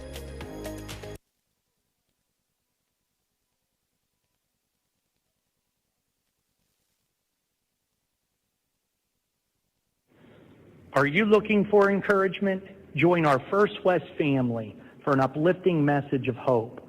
Whether you're looking for a thriving youth program, an inspiring Bible study, or a senior community group, there is a place for you at First West. Sunday morning worship in Children's Church begins at 10:45. Stay connected with us. Follow us on Facebook or visit our website, firstwestminster.org. We hope to see you soon. Love God and love others. Now we're back here. Weir High has just walked off with a Raina Hoover second home run, second 2-run homer, 12-4 to win the sectional for the first time in many a moons here as Oak Glen has dominated this sectional the last 3 or 4 years. And moving on to the regional, which will be played probably against Kaiser right here 9 days on a Monday from now. Line score unofficially that I have, Oak Glen has scored 4 runs on 9 hits and 2 errors, and Weir High 12 runs, 6 hits and 1 error. There was 3 home runs in the game. Raina Hoover, of course, had those 2 2-run homers, 1 in the first, 1 in the 5th, and Danny Holden, who had a perfect day, 2 for 2, had a home run in the second inning. Weir High took a 2-0 lead in the first. Oak Glen answered with 1 in the bottom or top of the second, and it was 2-1 after 2 innings. Oak Glen scored 3 in the top of the third to take a 4-2 lead. That was really short-lived as Weir High got 8 runs in the bottom of the third inning to go ahead 10-2, and 2 runs in the top of the 5th here, or bottom of the 5th, excuse me, on that 2-run homer to walk it off 12-4. So probably player of the game would be Raina Hoover with a perfect day, 3 for 3, 2 home runs and 4 RBI. And I thought Danny Holden did a nice job today. Both teams are going to be really good next year. Congratulations to Weir High. OVSO will be back throughout next week doing a bunch of baseball, maybe an Ohio softball sectional game. We hope to be back here 9 days from today when Weir High takes the winner of Region 2, whoever that turns out to be today. Final thoughts about the game, Phil, and nice working with you. Absolutely. Thanks, Jimmy, and you as well. Both these teams are I think the future is very, very bright. Weir High School here has, if they get to the state tournament, they're going to do some damage. They have a nice team. I think they can get by a Kaiser. I'm not sure what Kaiser has, but in the past that we've been able to, just into this state has been able to get by those guys. So if they're fortunate enough to get by them, they can do some damage when they get to Charleston and get to the state tournament, and well deserved. And a young team, both these young teams. So really, really looking for some big things in the future, and they will be in separate divisions, so they both can do a lot of damage going to the state tournament in the future. But it was a great game, 10-4 or 12-4, your final score here. The Red Riders move on and advance in 20-9 their record. The Golden Bears finish up a great season at 17-13. Great working with you, my friend. For our man Dan Vogel, who does all the work, this is Phil Rujak with Jimmy DiCarlo. Goodbye, everybody. Hope you have a great day. You're listening to Ohio Valley Softball on the Ohio Valley Sports Authority.